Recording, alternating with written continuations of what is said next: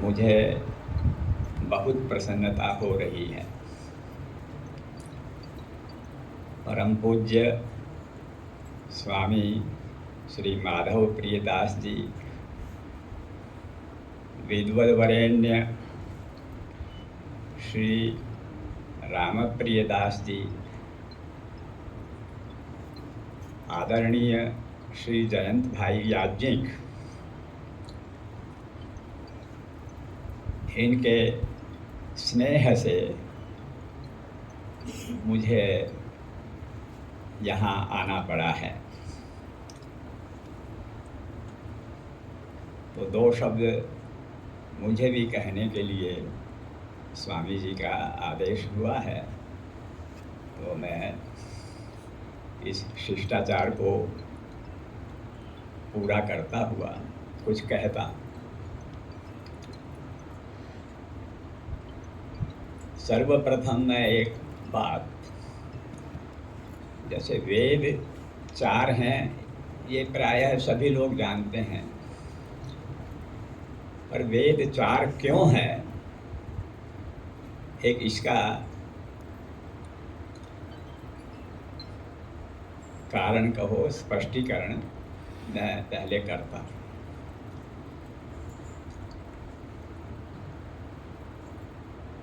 जितने भी श्रौत याग हैं, मुख्य रूप से सोमयाग कहेंगे, तो उसमें 4 प्रधान ऋत्विक होते हैं। होता, अध्वर्यु, उद्गाता और ब्रह्मा। ये चारों इस यज्ञ को संपन्न कराते हैं। इन चारों के 3-3 सहयोगी भी होते हैं, लेकिन मुख्य रूप से इन चारों का ही है। तो जिन मंत्रों का उपयोग होता करता है वो ऋग्वेद में है। जिन मंत्रों का उपयोग अध्वर्यु करता है वो यजुर्वेद में है। जिन मंत्रों का उपयोग उद्गाता करता है वो सामवेद में है। और जिन मंत्रों का उपयोग ब्रह्मा करता है वो अथर्ववेद में है। अथर्ववेद का दूसरा नाम ब्रह्मवेद भी है। वो ब्रह्मवेद भी इसी कारण से है कि वो ब्रह्मा, जो एक तो ब्रह्मा जी जिसको हम सृष्टिकर्ता मानते हैं, वो तो ईश्वर रूप हैं, और जो ये ऋत्विक होते हैं 4, उस एक ऋत्विक का नाम भी ब्रह्मा है। तो उस ब्रह्मा का वेद होने से, ब्रह्मा के उपयोगी मंत्रों का उसमें संकलन होने से उसको ब्रह्मवेद भी कहते हैं। क्योंकि ब्रह्मन शब्द के आगे, ब्रह्मन शब्द का प्रथमा विभक्ति में हम उपयोग करेंगे तो वो ब्रह्मा कहेंगे, और ब्रह्मन शब्द का जब वेद के साथ समास हो जाएगा, ब्रह्मणः वेदः ब्रह्मवेदः, तो उसको ब्रह्मवेद भी कहते हैं। उसका दूसरा नाम अथर्ववेद भी है। उसका अथर्वा ऋषि से उसका संबंध है, और अथर्वा और अथर्वांगिरस भी उसको बोलते हैं। ऐसे अथर्ववेद के कई नाम हैं। तो इस कारण से 4 ऋत्विकों के उपयोगी मंत्रों का 4 वेदों में संकलन है, उपदेश है। ऐसे अनादिकाल से चले आ रहे हैं, जो भी है। अब मैं समझता हूँ इतना कहना पर्याप्त है। 4 वेदों क्यों हैं। अब दूसरी बात मैं इससे ज़्यादा महत्वपूर्ण कहना चाहूँगा, वो ये है कि संप्रति इन 4 वेदों की 11 शाखाएं उपलब्ध हैं। ऋग्वेद की एक शाखा शाकल्य, यजुर्वेद में कृष्ण यजुर्वेद की चार शाखाएं, तैत्तिरीय शाखा, कठ शाखा, मैत्रायणी शाखा और कठ कपिष्ठल शाखा। शुक्ल यजुर्वेद की दो शाखाएं, काण्व और माध्यन्दिन। सामवेद की दो शाखाएं, कौथुम और जैमिनीय। और अथर्ववेद की भी दो शाखाएं, कौथुम और पैपलाद। इस प्रकार से 11 शाखाओं का नाम हम जानते हैं। उनके हस्तलिखित ग्रंथ भी मिलते हैं, किंतु इन 11 शाखाओं में ऐसा कहना चाहिए 3 और 1 4 और 1 5 शाखाएं जो हैं, ऋग्वेद की शाकल्य, कृष्ण यजुर्वेद की तैत्तिरीय और शुक्ल यजुर्वेद की काण्व माध्यन्दिन। इस प्रकार से 3 यजुर्वेद की, 1 ऋग्वेद की और सामवेद की 1 शाखा कौथुम शाखा। इन पांचों की अविच्छिन्न परंपरा अभी भारत में चलती है। इनके वेद पाठी और घन पाठ पर्यंत मेरा अनुमान है, जहाँ तक मेरी जानकारी है, प्रायः 100 वैदिक विद्वान वेद मूर्ति ऐसे हैं जो इन पांचों शाखाओं का हम योग करें तो घन पाठ पर्यंत पाठ करने वाले, प्रकृति पाठ, संहिता, पद, क्रमांत अध्ययन करने वालों की संख्या तो काफ़ी अधिक है। लेकिन अष्ट विकृति, जटाद्यष्ट विकृति, जटा से लेकर घन पर्यंत जो 8 विकृतियां हैं, उनको जानने वाले वो सब मिला करके 100 से ज़्यादा नहीं होंगे। ऋग्वेद की मुझे सूचना है कोई 25 के लगभग घन पाठी ऋग्वेद के हैं, और ऐसे ही तैत्तिरीय के भी हैं, और काण्व माध्यन्दिन के भी हैं कुछ, और कौथुम यानी सामवेद में तो ऐसे घनपाठ की कोई परंपरा नहीं है, क्योंकि सामवेद में संहिता भाग, जिसको हम आर्थिक बोलते हैं, उसकी अपेक्षा गान का महत्व अधिक है। तो सामवेद के जो गान हैं, उन गानों में कोई घन पाठ आदि का कोई ऐसा नहीं है, वो गान उनका एक ही पाठ होता है गानों का।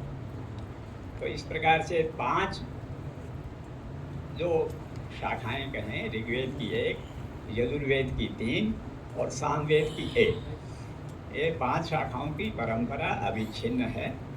उनके पाठ में कहीं पाठ छोड़ो, अक्षर का एक अक्षर की भी, और मैं कहूँगा एक स्वर की भी कहीं कोई शंका नहीं है।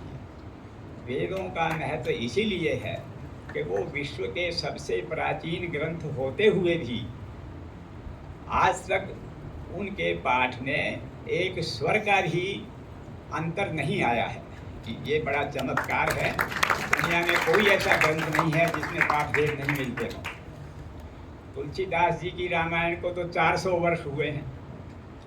अब तुलसीदास जी की रामायण में 400 वर्ष में कितने हजार पाठ भेद हैं, ये कभी फिर इसकी चर्चा करेंगे। काशीराज ने रामचरितमानस का एक शुद्ध संस्करण निकाला बड़े परिश्रम से, क्योंकि काशीराज के यहाँ रामलीला होती और काशी में उस रामलीला का बड़ा महत्व है, बड़ी परंपरा है। तो उस समय रामचरितमानस का पाठ होता है। तो काशीराज ने, जो बड़े विद्या प्रेमी थे, उन्होंने कहा कि ये कौन सा पाठ स्वीकार करें। तो इसलिए उन्होंने विद्वानों को लगाया और एक संस्करण रामचरितमानस का हुआ। काशी नरेश ने उसका प्रकाशन किया। 21,000 प्रतियाँ उसकी प्रकाशित हुई। लेकिन अब इसको संयोग कहें कि दुर्भाग्य कहें, ऐसा दुर्भाग्य शब्द का मैं प्रयोग नहीं करूँगा। गीता प्रेस की रामायण इतनी सस्ती है, लाखों की संख्या में बिकती है और उसमें बहुत अपपाठ हैं, तो उसके सामने वो काशी नरेश का संस्करण वो 21,000 भी ऐसे ही पड़ा है उनके भंडार में, कहो वो बिकता नहीं है। जब मैंने उसकी 3 प्रति खरीदी तब मुझे ये पता लगा कि ये तो बिकती ही नहीं है, ऐसी ही पड़ी हैं, क्योंकि गीता प्रेस का संस्करण, हालांकि उन्होंने भी मूल्य बहुत कम रखा है, लेकिन गीता प्रेस के मुकाबले में लाखों, गीता प्रेस की तो करोड़ों रामायण बिक चुकी। खैर जो भी है, तुलसीदास जी के 400 वर्ष, तुलसीदास जी के प्रति मेरा पूर्ण आदर है, उसमें कोई दो राय नहीं है, लेकिन उनकी 400 साल में तो एक पॉपुलर बुक है रामचरितमानस, भारत में लाखों व्यक्ति रोज पाठ करते हैं, तो उसमें पाठ भेद हो जाते हैं, लोगों को अर्थ से मतलब होता है। तो इस तरह से, लेकिन वेद ही एक ऐसा ग्रंथ है जिसमें कोई पाठ भेद नहीं हुआ। ये हमारे ब्राह्मण गुरुओं ने कितने चने चबा करके, भूखे रह करके अपने इस वैदिक परंपरा की सुरक्षा की है। इसके लिए हर एक भारतवासी ब्राह्मणों का बड़ा ऋणी है, हमारी भारतीय संस्कृति का उसकी रक्षा ही ब्राह्मणों ने की है। आज एक दूसरी हवा चल रही है, उसका हम अब उल्लेख नहीं करेंगे। खैर, कहने का भाव ये है, 5 शाखाओं का पाठ शुद्ध है, उन पर अनेक भाष्य हैं। सायणाचार्य का भाष्य सर्व प्रसिद्ध है, बड़ा विस्तृत है, और लेकिन 5 के अतिरिक्त जो 6 शाखाएं हैं उन पर कोई भाष्य भी नहीं है। जैसे अब ऋग्वेद का तो परंपरा ठीक है, और उसकी एक ही शाखा मैं कहूँगा, कहने को आश्वलायन, शांखायन ये शाखाएं भी छठी हैं, मगर वो शाकल्य का ही रूप है, उसमें ऐसा कुछ नहीं है कोई नवीन बात हो, वो शाकल्य। अब यजुर्वेद पर हम आते हैं, क्योंकि यजुर्वेद मुख्य है। तो अब यजुर्वेद की जो 3 शाखाएं हैं, तैत्तिरीय, काण्व, माध्यम, वो उनके पाठ ठीक हैं, उन पर भाष्य मिलता है, कोई चिंता की बात नहीं। अब बाकी 3 शाखाएं जो हैं कृष्ण यजुर्वेद की, कठ शाखा, कठ उसको काठक भी बोल देते हैं, मैत्रायणी और कठ कपिष्ठल। वास्तव में कठ एक चरण है, उस चरण में कई शाखाएं होती हैं, तो उसका एक शाखा का नाम है कपिष्ठल, उसको हम कठ कपिष्ठल भी कह देते हैं। वो संयोगवश उसकी एक ही प्रति है, और वो भी पूर्ण नहीं है। लगभग 60% हम कहें, 2/3 भाग लगभग उसका उपलब्ध है, और 1/3 भाग वो जो हस्तलेख है वो संपूर्णानंद संस्कृत विश्वविद्यालय में है, क्योंकि वो सूरत से वो काशी गया, उसका मूल हस्तलेख सूरत में था, और आज से लगभग 350 वर्ष पूर्व उस हस्तलेख पर संवत लिखा हुआ है। वीर जी वोरा कोई ब्राह्मण यहाँ उस समय के थे, और वो बड़े धनी थे। तो उस समय शिवाजी ने सूरत पर आक्रमण भी किया था, और जो भी है, वीर जी वोरा इतने धनी थे कि अंग्रेज लोग भी उनसे पैसा उधार लेते थे। तो काशी के किसी विद्वान ने, जो उस समय काशी के सर्वप्रसिद्ध सर्वोच्च विद्वान थे, मेरा अनुमान है वो कविंद्राचार्य सरस्वती थे। कविंद्राचार्य सरस्वती का भी वही काल है, और वीर जी बोहरा का भी वही काल है। और कविंद्राचार्य सरस्वती की लाइब्रेरी कहो, पुस्तकालय कहो, वो सारी दुनिया जानती है। वो बड़ा प्रसिद्ध पुस्तकालय, अनेक दुर्लभ ग्रंथ, अनेक संहिताएं, महाकाल संहिता और कितनी संहिताएं उनके पास थी। तो अब वो एक जो हस्तलेख सूरत से, वो सूरत में मूल पुस्तक रही, उसकी नकल करवा के वीर जी बोरा ने, उसने लिखा है काशी स्थिताय विदुषे अर्पिता, ऐसा वो ग्रंथ में अंतिम भाग जो कोलोफोन जिसको अंग्रेजी में कहते हैं, उसमें ये लिखा हुआ है, संबद्ध लिखा हुआ है।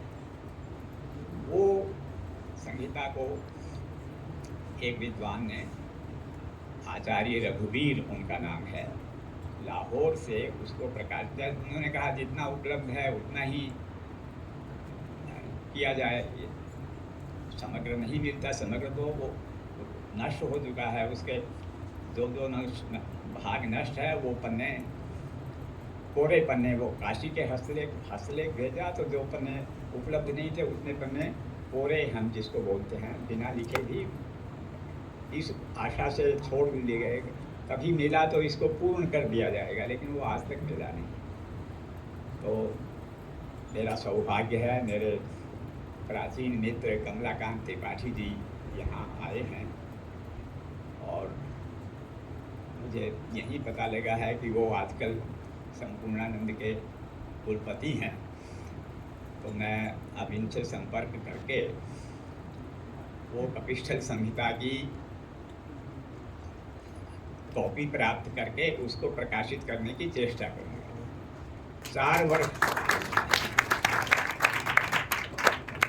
4 वर्ष पूर्व मैंने रामप्रिय जी से भी ये प्रार्थना की थी कपिस्थल संहिता के बारे में, तो वो आप तो, लेकिन वो संपूर्णानंद वाले किसी को देते नहीं थे, लेकिन अब चूंकि मेरे मित्र हैं तो मैं आशा करता हूँ कि वो मुझे देंगे, भले ही संपूर्णानंद विश्वविद्यालय ही उसको प्रकाशित करे, इसमें हम चाहते हैं वो प्रकाशित हो जाए इस तरह से, क्योंकि जो आचार्य रघुवीर ने प्रकाशित की थी उसमें काफ़ी कमियां हैं, तो हम उसको दूर कर सकते हैं। समानांतर कट संहिता से तुलना करके, मैत्रायणी संहिता से तुलना करके, तैत्तिरीय से तुलना करके, जो पाठ कई तो कीट भक्षित हैं, वो पाठ ही नहीं मिलता। वो मूल पुस्तक में जो पृष्ठ रहे, उन पृष्ठ को कीटों ने भक्षण कर लिया तो पाठ ही नहीं है, कहीं आधा पाठ है, कहीं कुछ है, इस तरह से। तो खैर, कहने का भाव ये है, एक शाखा तो कठ कपिस्थल है, और फिर कठ और मैत्रायणी, ये जो 2 शाखाएं हैं, ये पहले जर्मनी से प्रकाशित हुई। श्रोडर नाम के एक विद्वान जर्मनी के हुए, और उन्होंने बड़ा परिश्रम करके उनको जर्मनी से प्रकाशित किया। फिर भारत में सातवलेकर जी ने, जब सब वेदों की शाखाओं का प्रकाशन का उनका संकल्प था, तो उन्होंने वही जर्मनी से जो मुद्रित प्रतियां थी उन्हीं की नकल करके, और ये तो उनके हस्तलेखों में कुछ कमी है, तो उन हस्तलेखों को भी, यद्यपि दोनों शाखाएं समग्र मिलती हैं, लेकिन चूँकि कोई परंपरा नहीं है, किसी को कंठस्थ नहीं है, उनके अनुयायी भी थोड़े बहुत नासिक में हैं, जिनसे मैं मिला हूँ जा करके। और तो 3 शाखाएं, कठ, मैत्रायणी और कठ कपिस्थल, इनके पाठ भेद की शोधन की, इनके पाठ जो उपलब्ध नहीं हैं, उनके शोधन की अपेक्षा है यजुर्वेद की 3 शाखाओं। इसके बाद मैं अथर्ववेद पर आता हूँ। अथर्ववेद की दोनों शाखाओं में शौनक पर सायण का भाष्य है, कुछ कांडों पर नहीं मिलता, मगर प्रायः है। लेकिन शौनक शाखा में भी किसी भी ब्राह्मण को आज क्या, आज से 150 वर्ष पूर्व भी वो अथर्ववेद किसी को कंठस्थ नहीं था।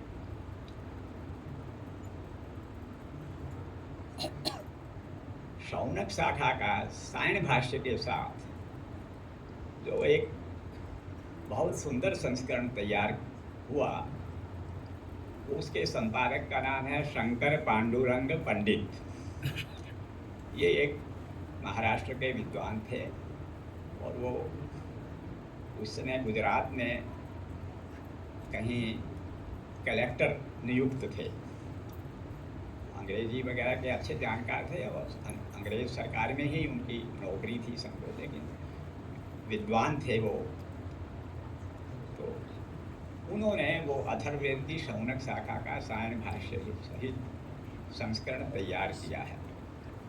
बाद में सातवलेकर ने जो अथर्ववेद का मूल प्रकाशित किया है, उसमें उन्होंने अथर्ववेद में सैकड़ों पाठ भेद है वो दिखलाए हैं। तो शौनक शाखा का पाठ भेद भी अब किसी दूसरे विद्वान को उसका विचार करना चाहिए और उसमें भी संशोधन की आवश्यकता है। इसके बाद दूसरी जो अथर्ववेद की शाखा है, जिसको पिप्पलाद शाखा कहते हैं, कि पिप्पलाद एक ऋषि का नाम है।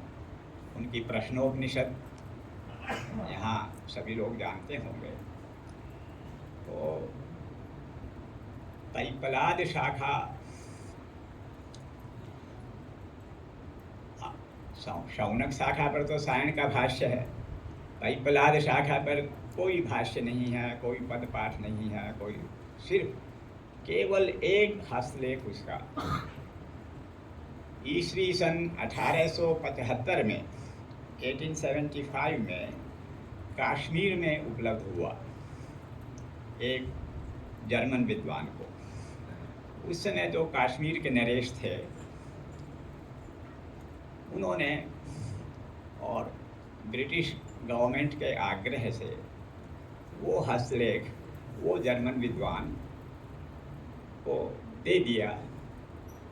इसी उद्देश्य से दे दिया कि उन्होंने कहा मैं इसका संपादन करूंगा और ये बहुत महत्वपूर्ण ग्रंथ है, केवल एक हस्तलेख शारदा लिपि में। तो उसको शारदा लिपि कश्मीर में जो संस्कृत लिखी जाती थी वो शारदा लिपि में लिखी जाती थी। जैसे तमिलनाडु में वैदिक ग्रंथ भी ग्रंथ लिपि में वैदिक ग्रंथ लिखते हैं, वो देवनागरी में नहीं लिखेंगे तमिल वाले। तो वो शारदा लिपि का मैन्युस्क्रिप्ट हस्तलेख वो जो जर्मन विद्वान जर्मनी ले गए, वहाँ जाके सबसे पहले तो उन्होंने उसका फोटो एज इट इज जैसा वो था शारदा लिपि में ही, कुछ पृष्ठ उसमें खंडित भी थे, तो लेकिन जितना था वो सब उन्होंने उसका एक फ़ोटो की पद्धति उस समय जैसी उपलब्ध थी। आजकल की स्कैनिंग और ये जीरोक्स मशीनें तो चली नहीं थी, पर उस समय जैसी थी एक पद्धति जो हमारे भारत में तो होने का प्रश्न ही नहीं समझो। तो वो वैसा का वैसा उन्होंने उसका फ़ोटो करके छापा ताकि विद्वान लोगों को पता चले। उसके बाद अमेरिका में 20 कांड हैं अथर्ववेद में, 20 भागों में एक एक कांड का उन्होंने एक एक जिल्द, एक एक वॉल्यूम कहो, वो निकाला और उसमें बहुत वर्ष लगे उनको। वो उन्होंने उसको रोमन लिपि में निकाला, क्योंकि शारदा को तो या तो कश्मीर के लोग जानते हैं और पंजाब में भी कुछ शारदा लिपि, क्योंकि पंजाब तो कश्मीर का ही एक प्रकार से मिले जुले हैं। तो कश्मीर पंजाब की जो गुरुमुखी लिपि जिसको कहते हैं आजकल जो प्रचलित है, पंजाबी भाषा की जो गुरुमुखी लिपि है वो मैंने पढ़ी है। तो क्योंकि पंजाबी भाषा भी, मेरा जन्म हरियाणा का है और हमारे समय में हरियाणा में भी पंजाबी भाषा पढ़ना अनिवार्य था। पंजाब हरियाणा उस समय एक ही था, अलग अलग नहीं हुए थे। तो वो गुरुमुखी लिपि शारदा लिपि से काफ़ी मिलती है और शारदा का ही वो विकृत रूप है, ऐसा हम कहेंगे। तो उस अमेरिकन विद्वान ने बहुत वर्षों तक परिश्रम करके उस शारदा लिपि के ग्रंथ को रोमन लिपि में, अंग्रेजी वाली लिपि कह लो, इसकी लिपि का वास्तविक नाम इसको अंग्रेजी लिपि नहीं बोलते, लिपि इसको रोमन लिपि बोलते हैं, क्योंकि तो ये पुराने रोम में यही चलती थी।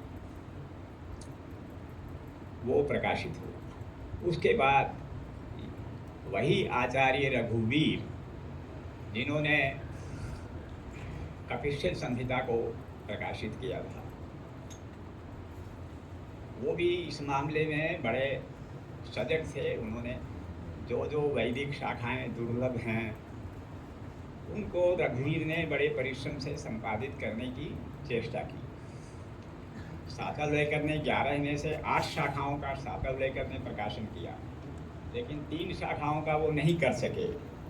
उसने एक ये कठकपिष्ठल थी और एक ये अथर्ववेद की पैपलाद थी समझो, और एक हम सामवेद की जैमिनीय भी कह सकते हैं। जैमिनीय का उन्होंने अलग से प्रकाशन नहीं किया। कौथुम का जो उनका संस्करण है सातवलेकर का, उसी में जैमिनीय के पाठ भेद उन्होंने फुटनोट में कहो पाद टिप्पणी में दे दिए हैं। तो खैर ये पैपलाद का जो अमेरिका से रोमन लिपि में प्रकाशन हुआ था, उसको आचार्य रघुवीर ने लाहौर से, देश का विभाजन होने से पहले वो लाहौर में ही सनातन धर्म कॉलेज में वो संस्कृत के प्रोफेसर थे, तो वो रोमन से उन्होंने देवनागरी में पैपलाद का प्रकाशन किया। वो सब प्रायः उन्होंने, अमेरिकन विद्वान ने उसमें कुछ शोध करने की चेष्टा की है, लेकिन उनको उस हस्तलेख के अतिरिक्त दूसरा कोई हस्तलेख मिला नहीं था। तो वो अधिकांश में जैसा वो शारदा लिपि के हस्तलेख में पाठ मिलता है वैसा ही उन्होंने रखा। किंतु अब हमारे सौभाग्य से कहें, कलकत्ता के एक विद्वान जिनका नाम दुर्गा मोहन भट्टाचार्य था, उस कलकत्ता का जो संस्कृत कॉलेज है 200 वर्ष पुराना, जैसे अंग्रेज़ों ने सबसे पुराना कॉलेज जो भारत ने खोला, वो काशी का संस्कृत कॉलेज जो बनारस जिसको बोलते रहे, वो 1792 में खुला है। और जो अभी संपूर्णानंद विश्वविद्यालय है वो समझो बाद में ये उसकी बिल्डिंग बनी, और संपूर्णानंद विश्वविद्यालय को उसने एक शिलालेख लगा हुआ है कि संस्कृत कॉलेज बनारस कब स्थापित हुआ, वो मैंने देखा है और कमलाकांत जी ने भी देखा होगा, ये तो रहते हैं वहीं, और मैं तो काशी जाता हूँ तो इन्हीं के घर रहता हूँ। तो वो जो संस्कृत कॉलेज कलकत्ता में, वो भी अपना बहुत प्रसिद्ध कॉलेज है। ईश्वर चंद्र विद्यासागर संस्कृत कॉलेज के ही प्रिंसिपल थे, जिनका नाम सभी भारतीय बड़े गर्व के साथ लेते हैं। तो वो दुर्गा मोहन भट्टाचार्य को उड़ीसा में काण्व संहिता के पैपलाद शाखा के एक नहीं कई हस्तलेख मिल गए, वो उड़िया लिपि में थे। तो दुर्गा मोहन भट्टाचार्य ने देखा कि ये कश्मीर में जो शारदा लिपि में प्रति मिली थी, और जो एक तरह से अंग्रेज़ों ने उसको कश्मीरियन अर्थवेद इस नाम से सारी दुनिया में उसको प्रसिद्ध कर दिया था।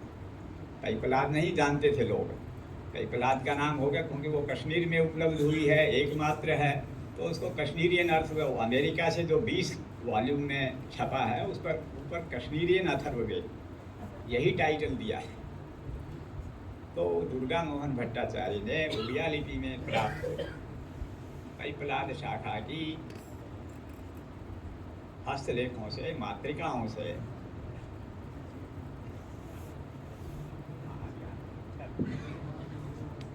वो दुर्गा मोहन भट्टाचार्य ने संपादित करना आरंभ किया और उसके 4 कांड संपादित किए। वो संस्कृत कॉलेज कलकत्ता से मुद्रित हुए हैं, लेकिन फिर उनका देहांत हो गया। उसके पश्चात दुर्गा मोहन भट्टाचार्य जी के पुत्र हैं दीपक भट्टाचार्य, वो कलकत्ता में ही हैं, शांति निकेतन में रहे, बाद में प्रोफेसर। उसने उसको पूरा, उन्होंने 20 कांडों तक अपने पिता के अधूरे कार्य को दीपक भट्टाचार्य ने पूर्ण किया। 4 भागों में वो एशियाटिक सोसाइटी कलकत्ता से मुद्रित हुआ। उसमें उन्होंने उड़िया लिपि के हस्तलेखों की सहायता से दुर्गा मोहन भट्टाचार्य ने भी और उनके पुत्र दीपक भट्टाचार्य ने भी उसको काफ़ी शुद्ध किया है। फिर भी बहुत से स्थान ऐसे हैं जहाँ मैनुस्क्रिप्ट में पाठ ही नहीं थे, अभी भी उसमें सुधार करने की बहुत गुंजाइश है। तो अब मैं ये स्वामी जी से प्रार्थना करता हूँ, यहाँ पैपलाद शाखा का पाठ चलता है, तो पैपलाद शाखा, एक इटली के विद्वान वो पैपलाद शाखा के पाठ का संशोधन करने में लगे हुए हैं। एक भाग उन्होंने लगभग 500 पृष्ठ का निकाला भी है। और लेकिन अब हमारे भारतीय विद्वानों को भी चाहिए, जब इटली के, जर्मनी के कठ शाखा, नैत्रायणी शाखा, इनका भी शोधन करने में जर्मनी के विद्वान आज भी लगे हुए हैं। मेरा उनसे पत्राचार से संबंध है। वर्मा नाम के एक जर्मन स्कॉलर हैं, वो कठ शाखा का संशोधित पाठ संशोधन कर रहे हैं। मिंत वेरे नाम का एक जर्मन स्कॉलर है, वो मैत्रायणी शाखा के पाठ के शोधन में लगा हुआ है। इटली के 2 विद्वान हैं, वो पैपलाद के पाठ के संशोधन में लगे हुए हैं। एक और जर्मन विद्वान एलर नाम का है, वो जैमिनीय ब्राह्मण के पाठ के संशोधन में लगा हुआ है। तो जब हम उनको भी आर्य ही मानते हैं, वो आर्य ही हैं, लेकिन हम भारतीयों को ये चाहिए कि जब विदेशी लोग कर रहे हैं तो हमें भी अपनी जो अशुद्ध पाठ हैं उनको भारतीय विद्वानों को भी करना चाहिए। मैं इतना ही कह के आप सब लोगों से